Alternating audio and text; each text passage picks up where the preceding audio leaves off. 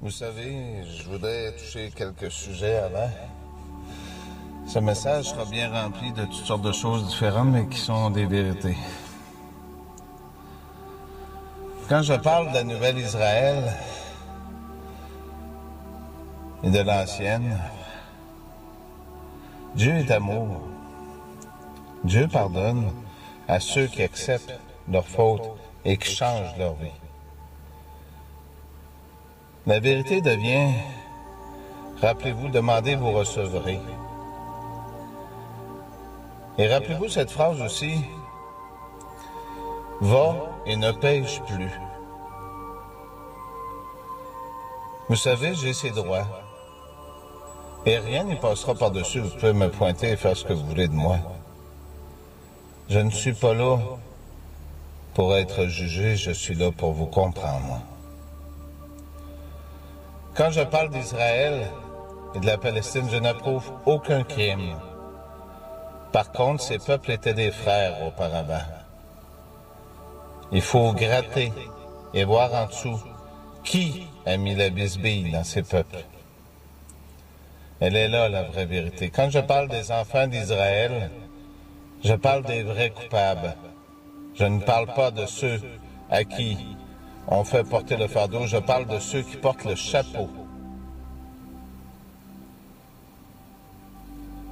Un Machia, Manu, Jésus, Emmanuel, Richard, Henri et tous les autres noms. Rappelez-vous, en lui j'ai placé tout mon amour, écoutez-le. Si vous faites des actes pervers et que vous prétextez que Jésus est mort pour vous sauver et que vous ne changez pas votre vie, ne vous attendez pas d'être sauvé. Changer sa vie veut dire demander pardon et changer ses attitudes. Si quelqu'un pêche toute sa vie et qu'à la fin de ses jours, à quelques minutes, il demande pardon, vous comprenez que chaque cas est isolé. Chaque cas est bien différent. On demande avec son cœur. Il est arrivé beaucoup de choses ces derniers temps. Beaucoup de gens me jugent. Vous perdez votre temps. Celui qui vous parle sera celui qui va vous juger. Et qui vous juge présentement aussi. Et qui donne la liberté encore d'esprit à choisir de quel côté vous serez. Ne dites pas que vous connaissez les Écritures et que vous cherchez. Ne cherchez plus, vous avez trouvé cette voie. Écoutez ce qu'elle dit.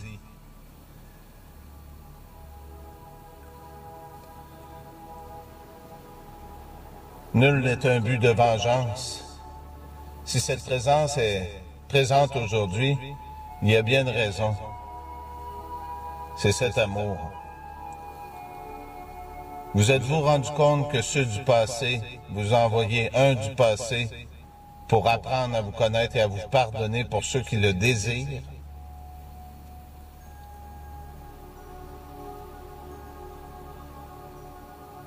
Ces actes de perversion que j'ai vécus dernièrement et qu'on essaie de m'inculquer dans mon cerveau, effacez vos preuves, ce n'est pas important. Ce qui est le plus important, c'est que moi, je les ai vus. Vous savez, la grande famille de Dieu, celui que je représente, il y aura des choisis. Les liens de sang ici-bas ne seront pas importants. La Bible ou tout livre religieux se lit de deux façons. Si vous êtes du mal, vous la lirez du mal. Et si vous êtes du bien, vous la lirez du bien. Craignez ce que je suis, je vous le dis. Et pour ceux qui auront fait ce choix de prendre la bonne direction, n'ayez crainte aussi pour ceux du passé qui ont disparu. eux aussi recevront justice.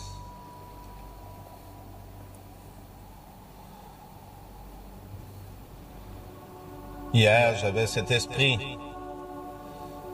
qui était attristé de voir qu'un pays n'a pas su et que vous tous, vous n'êtes pas capables de voir ceux qui contrôlent ces gens.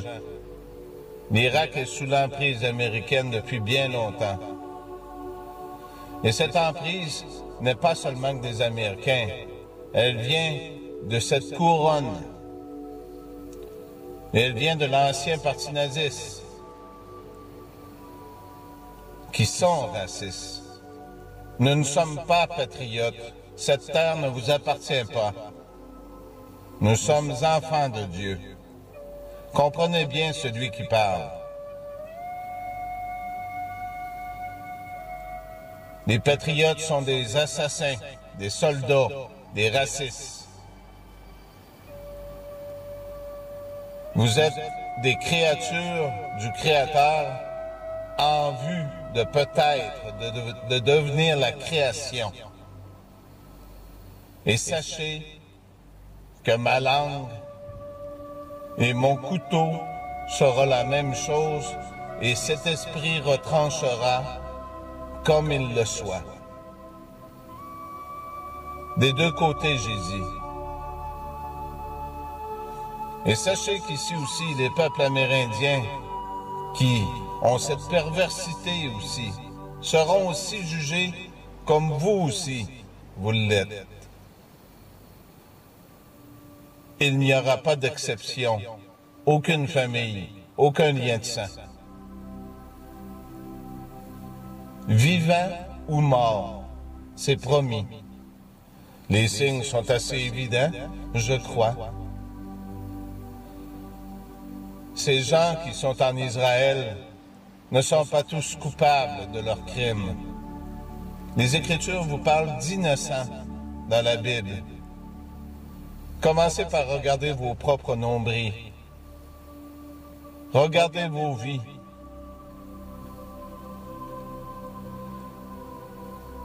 Si chacun réglerait ses propres problèmes, vous seriez habité par ces anges. Vous comprenez pourquoi ce chapeau se lève et je n'ai pas le mot, ce couvert qui vous protège, se lève, il n'y en a qu'un. Si vous êtes habité par ceux du bien, il faut vous tourner vers ce bien. Si vous êtes habité par ceux du mal, vous serez habité par ceux du mal. Je ne veux plus entendre de discours racistes, s'il vous plaît. Qu'ils soient musulmans, chrétiens, ou qu'ils soient de tout autre peuple. Et même ceux du passé que vous avez persécutés et tués qui respectaient cette parole. Tous ont le droit de faire ces choix. Dépêchez-vous, il reste une lune.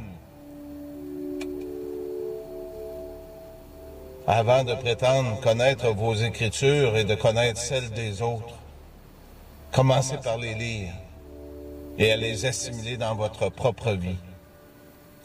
Si chacun d'entre vous, du bon côté, vous vous unissez dans un même quadrilatère, vous serez vos protecteurs de vos frères. Vous serez l'exemple de ce que je recherche. Nul besoin de policiers ou de soldats ou de machines de ce qui s'en vient du prochain message que je laisserai. Soyez donc ce que vous êtes. L'intelligence ne vous a apporté simplement que la désobéissance de ce que vous êtes. Vous ne pouvez pas fonctionner sans celui qui est là-haut. Vous n'êtes pas assez fort pour séparer le bien et le mal. On ne peut choisir un et prétexter à être avec l'autre. Nous sommes d'un côté ou de l'autre. Seuls ceux qui sont en haut peuvent connaître les deux côtés, mais non pas vous. Cette terre est une chance pour vous d'évoluer spirituellement et de continuer cette vie par la suite. Aux deux endroits, réfléchissez à ce que je viens d'affirmer. Merci.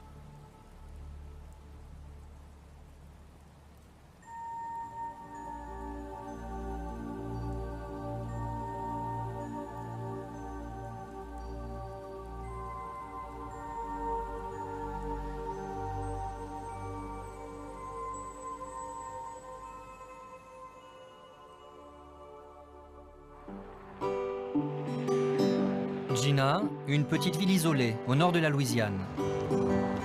4500 habitants, des pavillons confortables, quelques commerces, 25 églises. Rien d'original dans ce sud très religieux des États-Unis.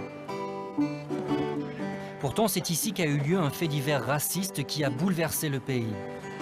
Depuis, Gina est un symbole des tensions entre les Blancs et les Noirs. C'est ce qui a convaincu Richard Barrett d'organiser un meeting ici en janvier dernier. Vous préparez quoi? C'est le pupitre pour les discours. Mais il y a encore beaucoup à faire. Vous allez voir ça. Richard Barrett est le président du Parti nationaliste américain, un parti d'extrême droite qui prône la suprématie de la race blanche. Il est là pour organiser une manifestation contre ce qu'il appelle les privilèges des Noirs. C'est comme Le Pen. Vous avez le Front National, nous avons le mouvement nationaliste. Même chose. Le même combat? La France aux Français, l'Amérique aux Américains. Mais les Noirs, ce sont des Américains. Eh bien, il faut la justice pour tous, des privilèges pour personne. On leur donne la discrimination positive, on leur donne des emplois, on les laisse sortir de prison quand ils commettent des crimes. On ne peut pas avoir ça en Amérique. Les Noirs auraient tous les privilèges, les Blancs seraient les brimés de l'Amérique. Ce discours extrémiste ne rassemble que quelques dizaines de milliers de supporters dans tout le pays.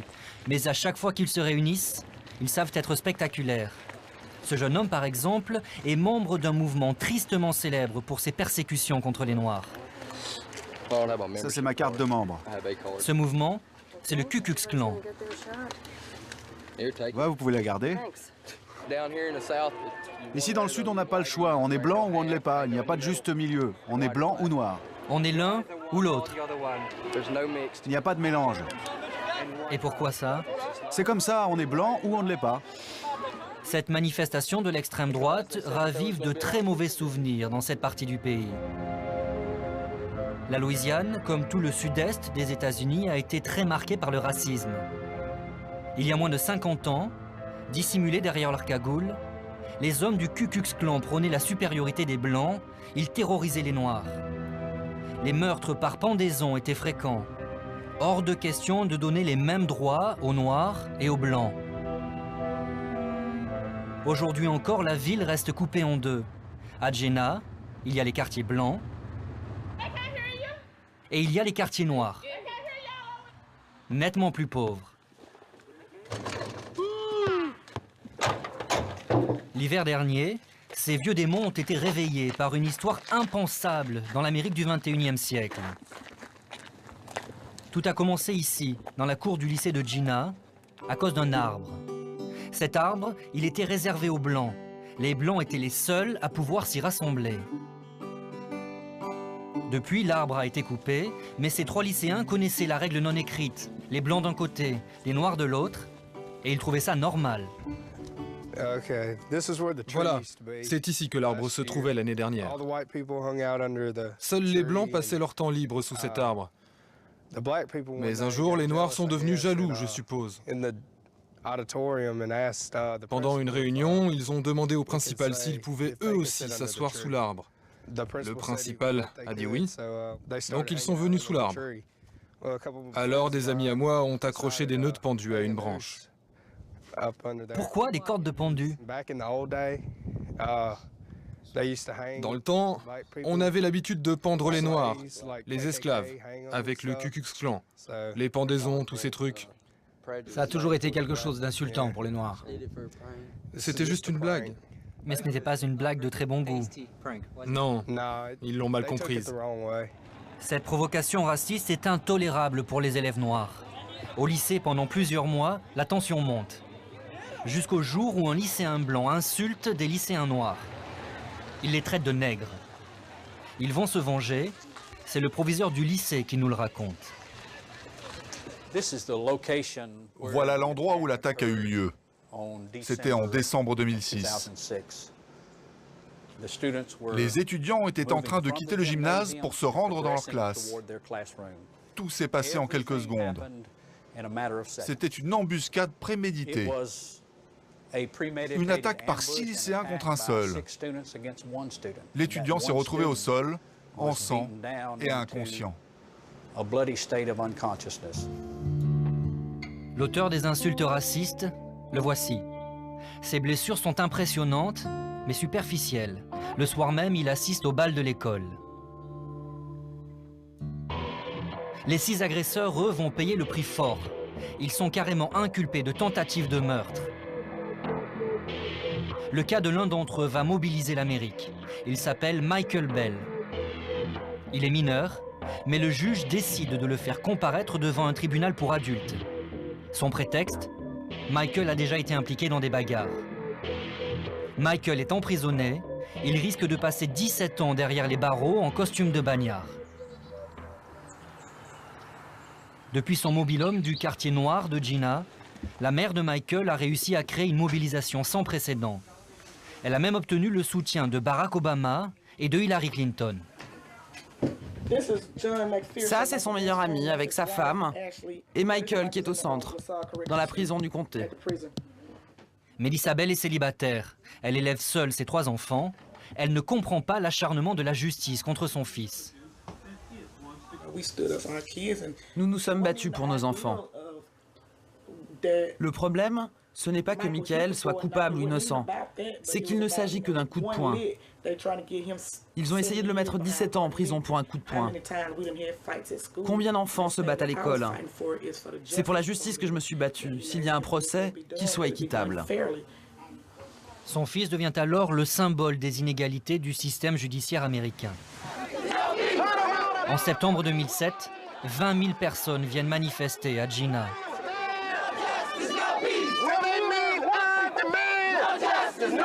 Toute la communauté noire se mobilise pour Michael et ses camarades. C'est la plus importante marche pour les droits civiques depuis les années 60. Sous la pression, Michael est libéré. Il sera bien jugé, mais devant un tribunal pour mineurs et pour une simple agression. Il n'est plus question de tentative de meurtre. Mais la communauté noire ne veut pas s'arrêter là. Et c'est cet homme en cravate qui mène le combat. 50 ans après Martin Luther King, le révérend Al Sharpton est la nouvelle star de la cause noire.